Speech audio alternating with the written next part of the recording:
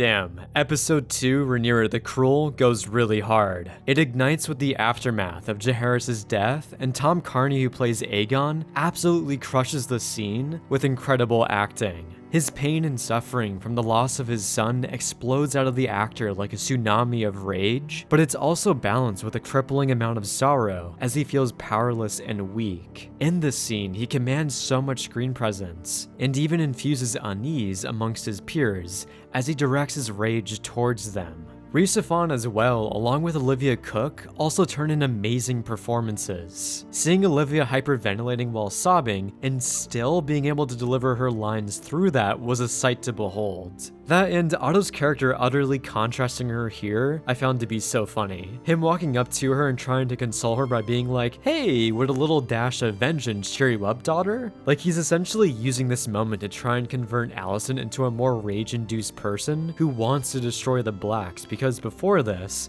she just wanted peace. Even in a moment of tragedy, Otto is trying to better his side's position, and this shows him to be so calculating, intelligent, and ruthless. He truly is the best player in House of the Dragon, and he can probably make an argument for Game of Thrones as well. He's basically the only intelligent player amongst this council, and I'm really excited to see how this all unfolds since he isn't around anymore to keep Aegon in check. Which, speaking of his dismissal scene, Rhys gives a world tour for acting and knocks every single line he delivers out of the park.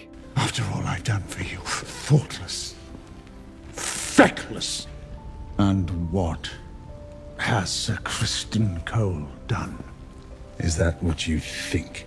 The man has so much range and goes from one end of the spectrum of rage and fast-paced and heavy delivery, and then slows down and delivers so much more nuance as he's saddled with the crushing weight of the incompetence that surrounds him. Honestly, for this scene alone, I think the man deserves at least an Emmy nomination. But given that season 1 of House of the Dragon received 0 nominations, I'm not going to get my hopes up this time around. Although Succession has ended, The White Lotus season 3 doesn't seem to be coming out this year, and The Last of Us is coming out next year. So who knows, maybe House of the Dragon will actually have a chance at securing some Best Actor or Actress nominations this time around. Unless if Shogun comes in and steals their lunch. But going back to the dismissal of Otto Hightower, I'm a little surprised that Aegon was so quick to give hand to Criston Cole. I thought he would end up giving it to Larys, especially since Larys was the one who brought blood to Aegon and allowed him to carry out his vengeance. It seemed like he predominantly gave it to Criston Cole because he was the closest person within his proximity, and he just wanted to humiliate Otto. Although his reasoning for wanting an Iron Fist does make sense. I do wonder though if this will be a future point of conflict in Larys being upset that he wasn't considered for the position.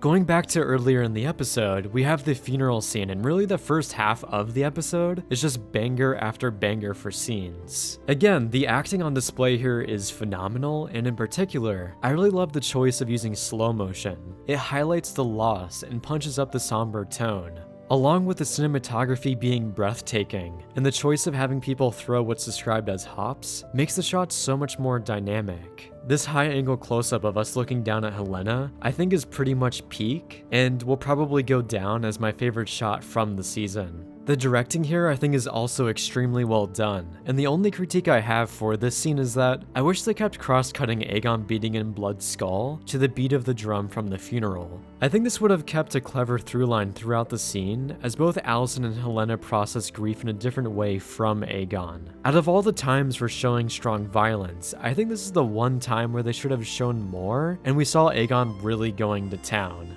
Like, it could have just been quick shots of showing Aegon continuing to hit Blood's head, or drawing out the torture by hitting different body parts to the beat of the drum, along with us seeing Aegon's satisfaction from killing Blood, or lack thereof, since vengeance is essentially unquenchable. Regardless though, I thought the scene was still great, and also had a strong presence of a winding up tension, since Helena's emotions are building up and are about to explode. But that's immediately undone since the crowd sides with the Greens, and Otto's plan worked. Which, speaking of this whole aspect of common folk opinion, I absolutely love that Ryan Condal is placing a lot of emphasis on them. Because Game of Thrones in the later seasons loses all depth in terms of common folk opinion, and they are just turned into a brainless hive mind who cheer and love everything that Cersei does. It utterly removes a major point of conflict of public opinion, and at the end of the day, all the decisions being made by these rulers impact them. Like, I've seen some people say that the middle part of the episode should have been cut down or was too slow since we focused more on the common folk. But to me, I actually loved those scenes because they fleshed out the overall perspective of the normal people within this world. Seeing their hardships, aspirations, and reactions to what royalty does makes Westeros feel so much more real and lived in. Instead of portraying the common folk as literally being brainless as they all swarm to the Red Keep for Cersei's protection, even though she just nuked the Great Sept. For House of the Dragon, these scenes may slow down the pace, but to be fair, the episode is already an hour long and these scenes are essentially add-ons that further fleshes out the world. So I think that's an overall net gain for the episode. It's not like a Disney Plus show where the episodes are only 30 minutes, and here, we're basically getting feature-length episodes. If only season 7 and 8 actually did that. I also assume some of these characters will become more prominent later on, so the creators aren't entirely wasting our time. Then another standout dialogue scene, since this episode has a lot of them, is the confrontation between Rhaenyra and Daemon. I honestly thought this scene would come much later in the season, as Daemon casually did some war crimes or whatever, and I'm surprised that he's already getting kicked out this early on in the war. But of course, Rhaenyra is mad at him for a good reason, and her cleverly pointing out that Daemon is essentially doing this to service himself and his personal vengeance was great. This scene perfectly explores both of these characters, and there's a surprising amount of depth to it as Rhaenyra fully realizes Daemon's flaws and overall deception and lies. Daemon in general, I think, is the most complex character since there's so much under the surface motivations and past conflicts that guides every decision he makes. He simultaneously wants to service Rhaenyra's side and for her to win, but he's also still a loose cannon and doesn't like being controlled. He still holds a base level resentment from Viserys not choosing him as his heir that he can't help but show some frustration towards Rhaenyra for. Because of this, Daemon is easily the most riveting character because his internal state is like a hurricane of emotions and ever-evolving motivations. And I am spending a lot of time praising Daemon, but Emma D'Arcy also brings so much humanity and warmth to Rhaenyra. And of course, Emma also gives a great performance as she explodes at Daemon and rails into him, which has so much cathartic payoff that has been building up since the first episode of season 1. Out of this scene though, the best moment in terms of acting was the entire 20-second pause between Daemon having an outburst and him cooling down and starting to talk to Rhaenyra. It's such a captivating moment with complex and nuanced acting as Matt Smith takes his time and allows the moment to breathe, and the characters are able to process the moment at hand. The pace between these two actors is mesmerizing, and watching it slowly accelerate throughout the scene as they devolve into a full-blown argument was amazing. The dialogue scenes for this episode are easily on the same tier for some of the best dialogue scenes in the earlier seasons of Game of Thrones. They're infused with great acting, writing, pacing, and wonderfully complex characters. That ends, I think this episode in general was written extremely well, and there were so many standout lines. Like, here are some of my favorites from the episode. I wish to spill blood, not ink. The younger peacocks, all shrieking and feathers.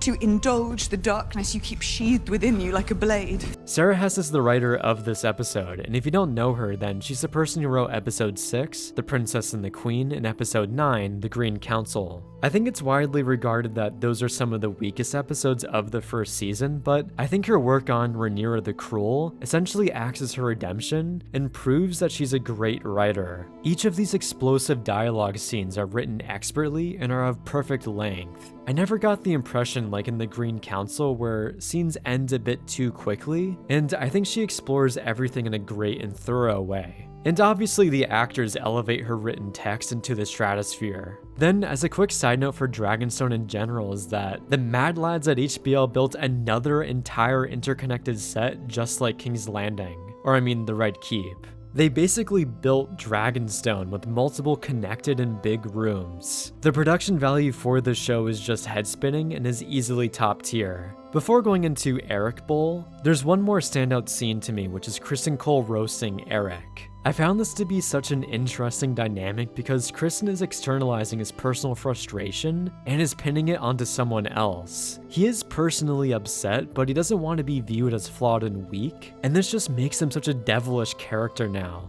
I always found the complaint about this show confusing where most of the characters are unlikable, and that's why people dislike the show. But to me, that's basically the entire point. These characters are so complicated and are constantly compromising their ideals to serve their own self-interest, and this extreme depth for each of these characters makes them wholly engaging to me. I don't care if they're bad or not, the writing surrounding them and the scenes they're in are just so fun to watch unfold, and this was definitely one of them. As for the actual plan of sending Erryk to impersonate Erryk, it is kind of clever, I do have to say. It is an inherent gamble, but sacrificing one person with the insane upside of possibly stopping the war is definitely worth it in my opinion.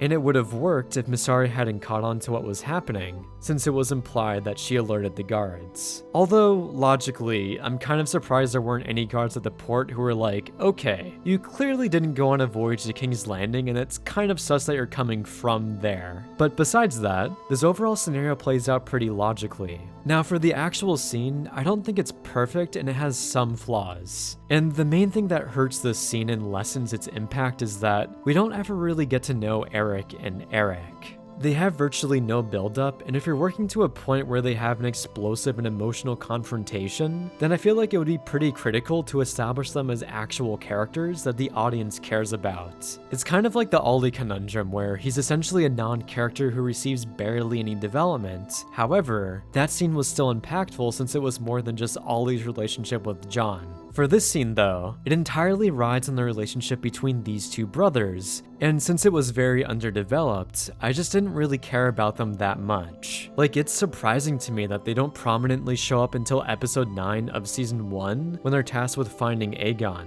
And before that, they were basically just background actors who briefly showed their faces. So I wish they were developed more, and the writers probably could have created some kind of personal bond between Erryk and Rhaenyra, since he was the one who brought her the crown. Then for the action of the scene, it's intentionally cut in a way to artificially make it more confusing, so the viewer doesn't know who's who. But I honestly think that's kind of cheap and detracts from the overall action, given that these two actors spent a month learning the choreography and preparing for this fight scene. So cutting away so often and for long periods of time degrades how great the action could have been. Although, these moments still serve as a point in the scene narratively, and they aren't trying to hide bad choreography or anything. And the reason why I think this is cheap is that I think it would have been more engaging for the viewer to pay attention and keep track of the identity of the twins, instead of not showing their fight for a while and the characters also receiving the same injuries. By doing this, it seems like the director wants the ending to be more ambiguous as to who survived, but in the process, it felt pretty forced from an editing perspective since they're artificially making it more confusing. But besides these two main critiques of the fight, I think it was still very enjoyable and was nonetheless a great plot point. We never really get to see Kingsguard fight, so that was pretty exciting, and even the acting coming from the twins was very impressive, considering that they had a lot of choreography to get through on top of the acting. It's pretty insane that even these minor characters are delivering great performances too. Overall, this episode was incredible and had some great dialogue scenes with award-worthy performances. We haven't even gotten to the big action set pieces yet, and the episode's quality is already matching Game of Thrones. Thank you for watching, and by the way, my Letterboxd, Discord, and Patreon links are in the description, and have a great day. Thank you immensely to Logan Farmer for being my top tier patron.